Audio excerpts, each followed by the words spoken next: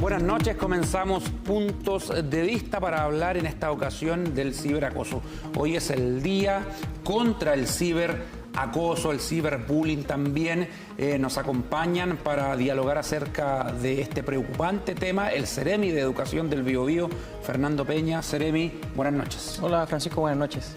También nos acompaña Marcela Varas, ingeniera civil informática y docente de la Universidad de Concepción. Marcela, bienvenida. Muchas gracias. A ver, vamos a revisar ahora, Ceremi, y quiero que ponga atención al siguiente caso. Marcela también, usted habló acerca de lo que fue la actividad que hubo en esta jornada contra el ciberacoso, y hay un ejemplo, lamentablemente, que se da en Penco y que es parte de las 23 denuncias que se tienen actualmente en el Biobío. Escuchemos lo siguiente. El Ministerio de Educación me dice, sáquela, por el bien de su hija, sáquela, pero es que no puedo retirarla. Si tienen que ayudarme, tienen que cerrar esto, no va a ser la primera, hay muchas niñas que callan, hay muchos apoderados que no quieren, no se atreven a lo mejor, ¿ya? Han habido casos que pierden hasta la vida a las niñas y yo no quiero que mi hija pase con esta situación. Son las palabras de una madre de Penco refiriéndose a la situación que aqueja a su hija de 14 años. Acusa que el colegio El Refugio de Penco nunca le dio la importancia al bullying que sufría su pequeña, principalmente de algunos profesores del establecimiento. En el informe de un psiquiatra infantil que consultó a la familia, se señala que la adolescente es una joven normal y que sufre de situaciones que configuran bullying. En el contexto de esta denuncia pudimos ver que también hubo publicaciones hacia la joven en redes sociales, conocidas como ciberbullying o ciberacoso, donde se aludía a que la niña era floja por no ir a clases o que pasaría de curso igual con buenas notas a pesar de dar exámenes libres por indicación médica. La PDI detalló que todo tipo de maltrato, sea a través de redes sociales, violencia física o psicológica, puede ser perseguido como un posible delito. A ver, Ceremi, este es un caso de varios otros, porque esto se ha vuelto recurrente lamentablemente en el último tiempo en Chile y en el mundo. ¿Cómo está la región del Biobío en torno a este tema? La región del Biobío sigue la tendencia que se ha expresado a nivel nacional. La ministra de Educación informó hace un par de meses atrás de que el año pasado aumentó en un 63% las denuncias ante la Superintendencia de Educación por situaciones de ciberbullying. En la región del Biobío el año pasado se registraron 23 denuncias formales, pero sabemos obviamente que hay muchas más situaciones que no logran denunciarse y que nunca llegan y que nunca se presentan ante la superintendencia. Y esta es la razón por la que justamente nosotros como Ministerio de Educación, es lo que nos ha pedido el presidente Sebastián Piñera, es poner el foco sobre un tema específicamente delicado, porque estamos hablando acá de situaciones silenciosas que muchas veces van detonando situaciones que después se escapan de las manos. El ejemplo más paradigmático de esto es lo que les pasó a la alumna Katy Winter en Santiago el año pasado, que decide suicidarse a propósito de una situación de acoso al interior de su colegio, en su grupo de amigos y en su grupo de curso. Por lo tanto, la pregunta es ¿qué tan ajenos estamos nosotros, los habitantes del Biobío, a las familias de la región del Biobío, a una situación que sabemos cada vez más extensa? ¿Conoce el caso de Penco? Esa mamá preocupada, acongojada por la situación de su hija, se nombró al colegio El Refugio. Estamos investigando y estamos justamente cruzando cuáles fueron las pericias que realizó la superintendencia con la denuncia de la familia. De un profesor. Sí, eso es lo que justamente ella relata. Aquí es importante porque justamente cuando hay situaciones que escalan, es importante que las familias sepan de que ellos tienen el derecho y la posibilidad de denunciar esto ante la superintendencia. En caso de que la superintendencia logre periciar y comprobar de que se burló o se saltó el protocolo que se determina en el reglamento interno para este tipo de situaciones, eventualmente el establecimiento se puede ver sometido a una sanción. Y acá lo importante es que además de todo ese fenómeno y de todas las instancias de reclamos que existen en el Ministerio de Educación, que nosotros también empecemos a generar también cambios culturales. Y para eso me imagino está también Marcela acá para poder... Marcela, ¿por qué hemos llegado a este punto? Se supone que las redes sociales, que son parte del Internet, de la web, debiesen ser herramientas para cosas positivas. Bueno, lo son, ya, pero también está lo otro, esto. Bueno, todos los avances tecnológicos y la tecnología en general tienen un lado B y un lado A, digamos. En este caso estábamos entre el lado B. En el mundo virtual se dan y se escalan todos los fenómenos que se dan en el mundo real. O sea, toda la violencia verbal, psicológica, que tú puedes ver en un patio, en un colegio o en la calle, un acoso a las mujeres, por ejemplo, se reproduce esa escala más rápido con las redes sociales por la inmediatez, por la facilidad de replicar, por el anonimato posible que tú puedes tener. Además, se puede rápidamente también generar el impacto de que todo el mundo se entera, todos tus compañeros, sobre todo en una edad vulnerable como es la adolescencia, por ejemplo. Y el daño es mayor. Está magnificado. O sea, si tú antiguamente, no sé, por la generación mía que no había internet, o sea, no había teléfonos celulares, que alguien me decía o me pegaba, por ejemplo, en el patio, se enteraba la comunidad local y estaba tu palabra versus la de tu compañero cuando tú ibas donde el profesor. Ahora siempre va a haber un compañero que te va a grabar con YouTube, que va a subir el video, como que la internet siempre tiene memoria, no olvida nunca, siempre va a quedar el video registrado y mucha gente lo puede ver, para bien o para mal. O sea, todo lo positivo puede ser mal usado también. Sí, Seremi, ¿qué opina usted justamente del uso que se le da a las redes sociales? Acá vimos un caso donde se acusa a docentes incluso. Estas prácticas, Marcela dice, siempre han ocurrido. Lo que pasa es que ahora se han masificado por la exposición pública. La educación juega un rol fundamental. ¿De quién es primero para prevenir? ¿De los padres o de los profesores? Bueno, efectivamente, la realidad virtual o digital, como le gusta llamarlo a los expertos, genera una sensación de poder que en la realidad concreta no se posee. Y aquí es importante educar en materias propias de la ética y que están muy vinculadas justamente al quehacer educativo, porque es importante que los alumnos y nuestros niños y adolescentes sepan cuáles son los límites en el despliegue de su libertad personal y de que sus actos tienen consecuencias. ¿Pero eso se enseña o se pretende enseñar ahora? Eso se tiene que enseñar primero que todo en el núcleo familiar, porque finalmente tú cuando escarbas y ves cuál es el origen muchas veces en las facilidades que tienen hoy día los alumnos, incluso antes de la enseñanza media, para adquirir un teléfono celular o un dispositivo móvil, tú te das cuenta que eso viene muchas veces desde el hogar. Y aquí es donde yo aprovecho de hacer la invitación a los papás. Tenemos que estar más presentes y sobre todo vigilar qué están haciendo nuestros hijos con los teléfonos celulares. Porque efectivamente es en ese espacio de intimidad, de una intimidad falsa finalmente, porque es un espacio de intimidad donde finalmente los niños se exponen a situaciones dolorosas, a situaciones que muchas veces ellos no pueden administrar y en donde justamente es necesaria la autoridad, la guía y la orientación de un adulto para que justamente no tengamos que ver y repetir postales como la que se vieron en Santiago. ¿Y qué pasa en la sala de clases? Porque muchos papás, sobre todo los que no conocen la tecnología, no saben de redes sociales. Difícilmente podrán explicarles a los hijos. Los que tienen conocimiento sí, pero ¿qué pasa en la escuela? ¿Qué pasa con los docentes? ¿Se pretende un plan para educar sobre ciberacoso? Porque yo me acuerdo que hace años se vienen regalando computadores. ¿Se les enseña a los niños que esa puede ser un arma de doble filo también? Bueno, tú tocas un punto importante. Efectivamente, y Marcela lo decía, hoy día los dispositivos móviles, los notebooks, la tecnología en general puede usarse de buena forma o de mala forma.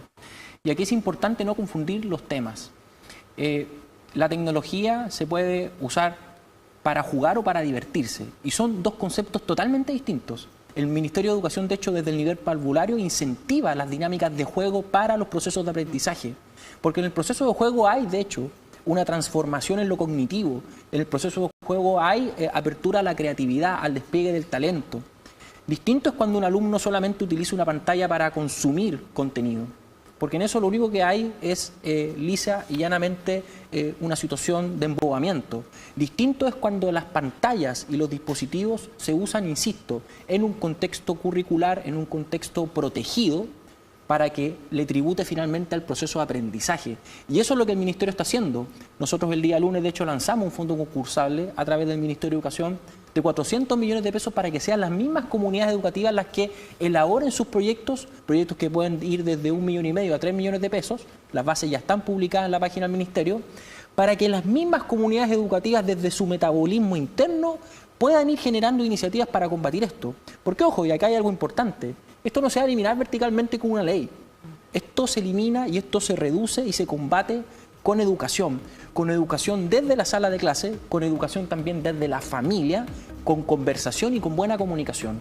Vamos a escuchar la opinión de Marcela también, pero tenemos que ir a un breve alto comercial y seguimos.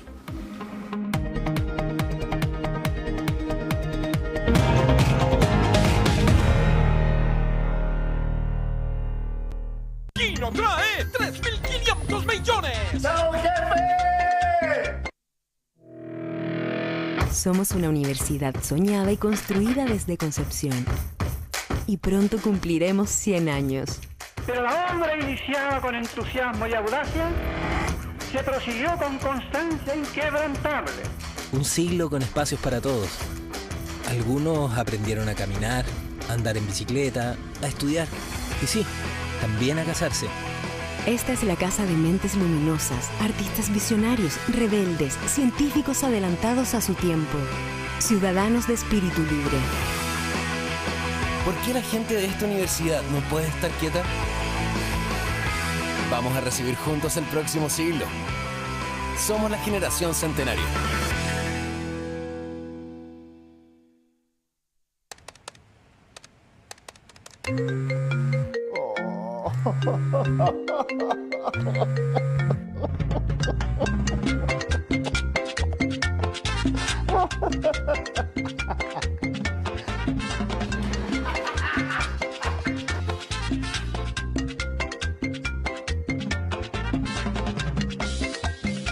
Juega Kino con Yao Jefe de por vida. El único que te premia con sueldo para toda la vida.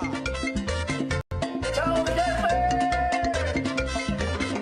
A 10 minutos del centro, en el kilómetro 1.4, camino a Penco, se encuentran las canchas del fútbol profesional del Club Deportivo Universidad de Concepción, el cual posee un sistema de base elástica o shockpad que disminuye el riesgo de lesiones. Por ello, los profesionales las prefieren. Además, se cuenta con cafetería, amplios estacionamientos, camarines completamente equipados, fácil acceso, seguridad las 24 horas, excelente iluminación, primeros auxilios y un doble sistema de drenaje que permite jugar bajo la lluvia.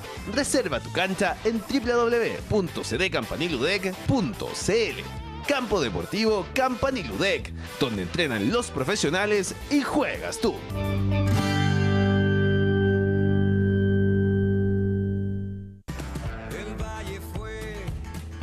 Ven y junta tus ideas con otras que están cambiando el mundo. Del 20 al 23 de marzo, únete a la energía que transforma y sé parte del Festival de Innovación Social más importante del sur de Chile. Charlas de mentes, FIS Niños, speakers internacionales y mucho más. Ven a FIS.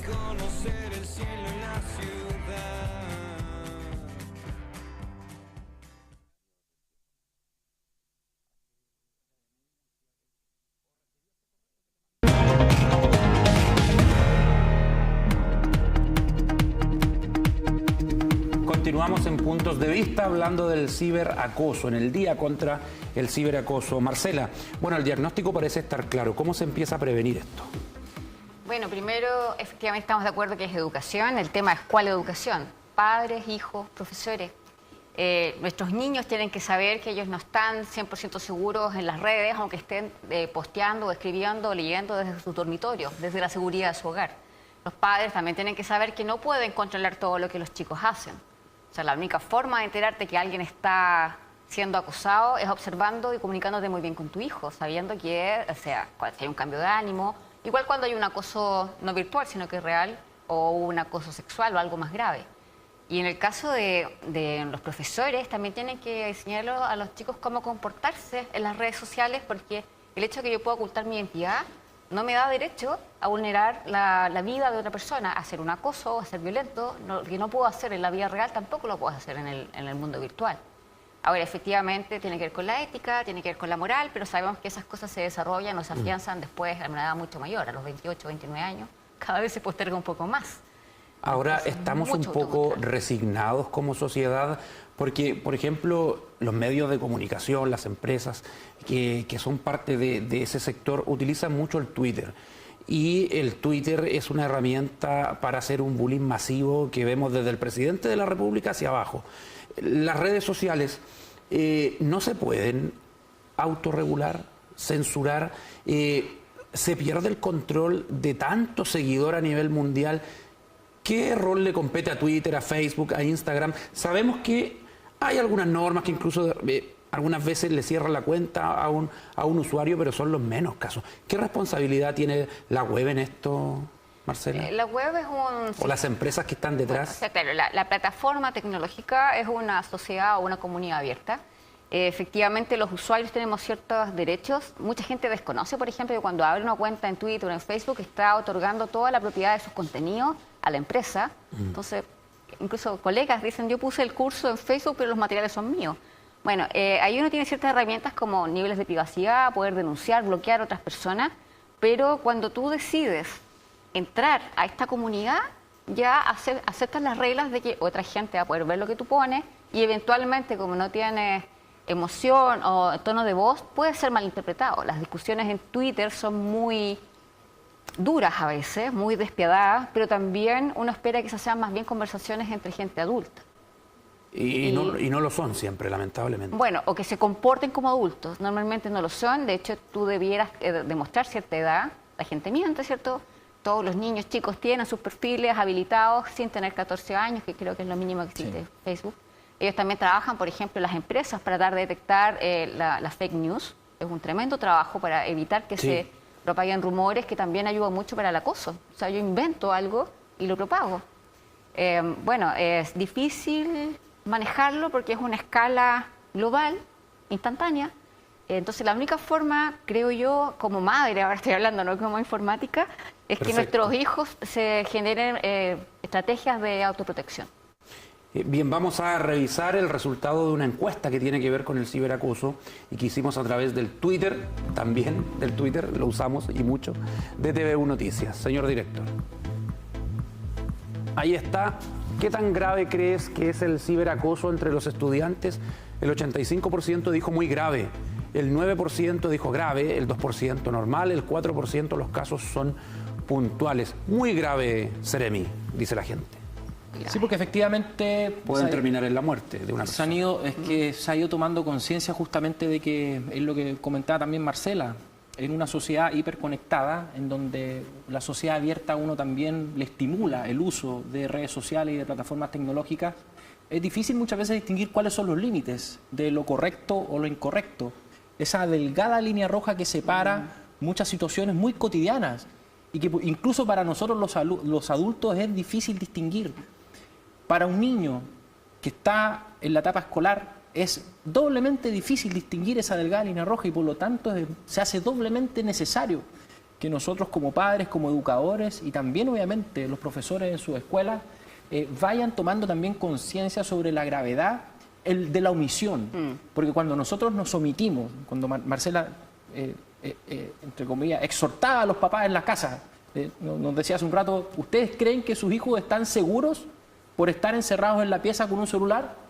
Y la respuesta es no, no están seguros, porque están expuestos a un sinfín de amenazas de gente que deliberadamente tiene anonimatos, tiene perfiles falsos y que busca justamente en la vulnerabilidad y en la inocencia de nuestros hijos esas amenazas. ¿Dónde denunciar? Brevemente, Sereni. Bueno, acá hay que distinguir también, cuando son situaciones cotidianas que se pueden resolver en un ambiente escolar, primero que todo con el encargado de convivencia escolar y con la directora o el director del establecimiento. Yo apuesto y tengo fe en que muchas de estas situaciones se pueden conversar y solucionar en un ambiente escolar. Cuando hay situaciones que escalan, evidentemente, y se salen de las manos, denunciar ante la superintendencia. Y cuando son situaciones de índole sexual, derechamente a Fiscalía o Carabineros o la PDI.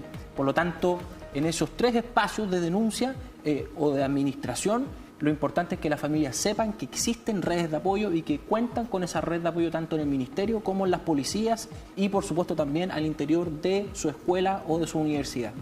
Sí, Marcela, para terminar, esto va a seguir. Por supuesto. ¿La denuncia sirve? Debiera servir, las personas deberían aprender a denunciar más, sobre todo los que se sienten más vulnerables. Es importante tener registros, fotos, de tratar de guardar algunas evidencias. No es el caso cuando es un acoso muy fuerte. Las víctimas tienden a no reaccionar en función de cómo denunciar. pero tienen que saber que tiene sentido y que exponerse a la denuncia no va a ser un riesgo mayor, que es lo que pasa, por ejemplo, con las violaciones. Muchas no se denuncian para no exponerse aún más o tener que victimizarse muchas veces.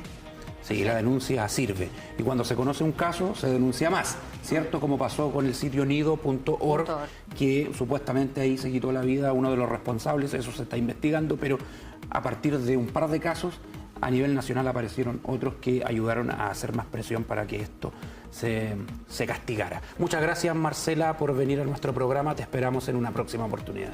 De nada. Seremi, que le vaya muy bien, gracias. Muchas gracias, Francisco. Y a ustedes también, como siempre, le agradecemos la compañía. Hasta mañana en Puntos de Vista.